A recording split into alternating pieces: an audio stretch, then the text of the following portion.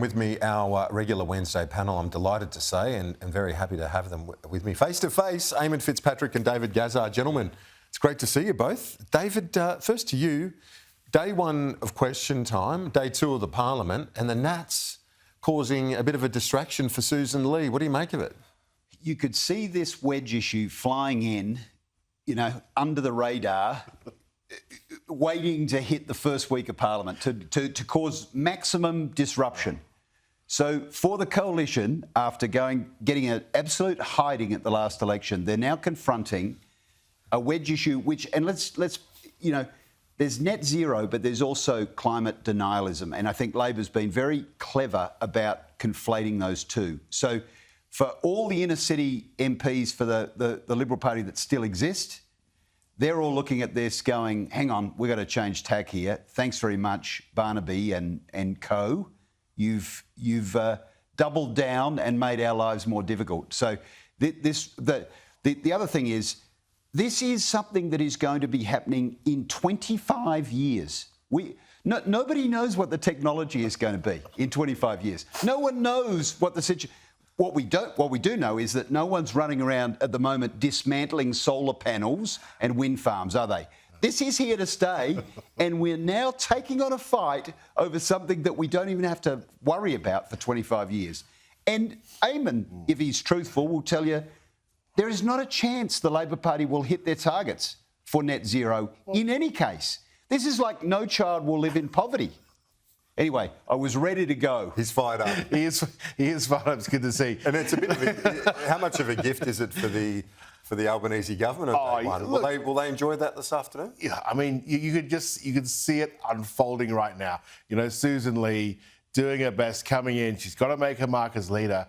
And there will be just reference after reference to climate policy. Of course, there will be. But let me say this. Look, there's a real serious undertone here, right? Which is, since the election, I haven't heard anyone really say a bad word about Susan Lee. She's come across as the most moderate, modern Liberal.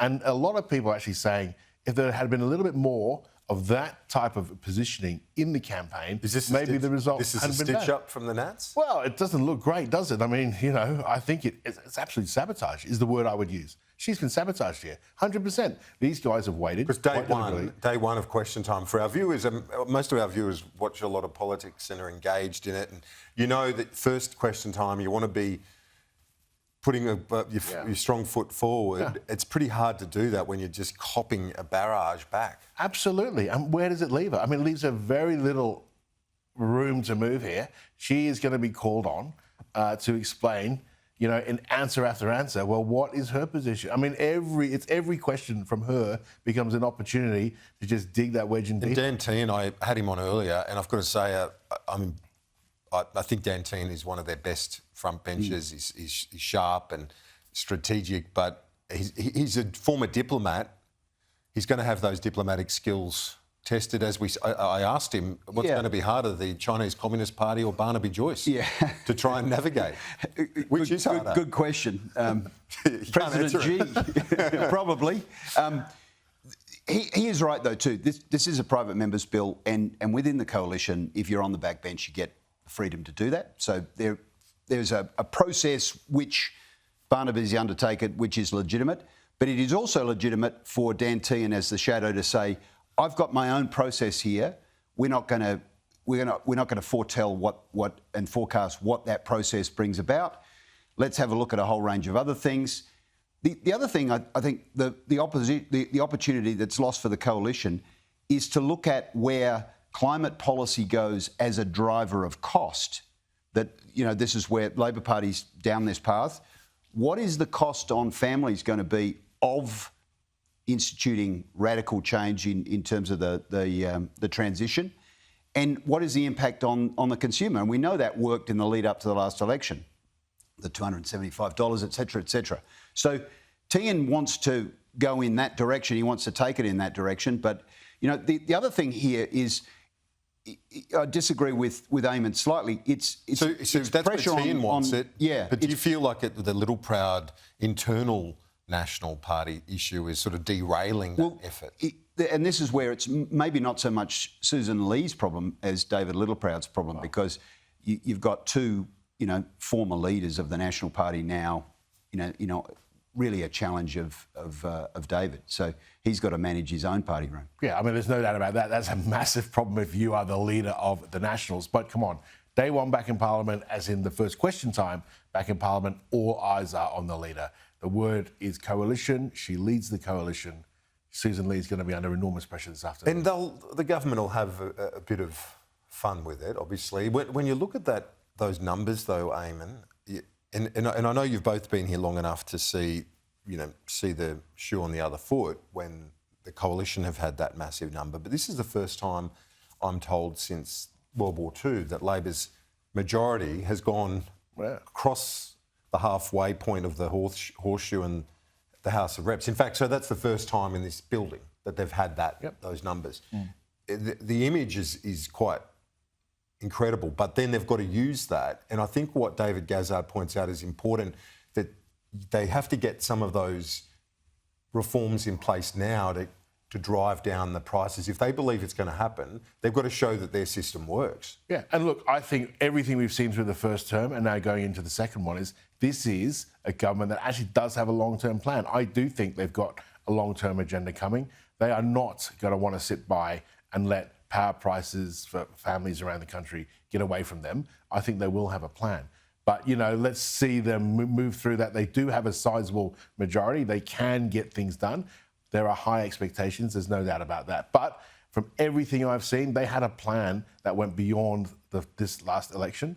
It was sitting right there in front of everyone. And, having been at the low ebb as well, as you look at that result from a Labor perspective, you wouldn't want to be using that as a point to be, show hubris or anything of that sort. Well, it's hard to manage that when you've got such a big party room because you get the odd loose cannon and so on. I mean, up until numbers. Yeah, and up until this morning's sort of stunt on climate from the Nationals, and I think it's still the case. I think the Prime Minister will be very, very careful as to how he conducts himself and to how his colleagues conduct themselves, given you now have a woman who is leader of the Liberal Party. So absolutely, I think there will be every attempt to be and every step taken to make sure they're respectful in terms of all that interaction. They won't want to be seen anywhere near hubris, right? That's a very good point. But having said that, I still think there is an issue of substance here for Susan Lee, which you just simply can't ignore. If you are in government and the opposition comes wandering in after that election result, number one, you'll put that to one side. But just the genuine nature, the issue of substance we're talking about, it is a mess on the other side. I want to hear David's thoughts on that. If I was the Labor Party, I'd bring that bill today. I'd start it today. Why would Joyce bill? Absolutely. Bring it on. You got the numbers. The one thing I would say, it might be the first time since World War II that Labor's had that swing round the corner in the House with the characteristics of the House. Coalition has, though. Coalition has had that in 1996 with the landslide Howard win. And Tony Abbott too? Not so big. But what it does mean is it is hard to manage a really large caucus or party room, and you have a ton of hungry mouths to feed, right? Like you need someone like Tony Nutt for our viewers who don't know absolutely. him. Nutty. He was someone who could manage the backbench, wasn't he? It's the caucus rules allow for management a bit better than herding cats in the Liberal Party. The strength of the Liberal Party is everyone's got a free voice on everything, and they use it. Labor's a bit more composed, and you just can't step out of line. Otherwise, you get booted. Yeah, that's right. David Gazard, Eamon Fitzpatrick, gentlemen, we'll see you next week. Yeah, great to face see to face. You'll be here 100%. again. Look forward to it. Look forward to it.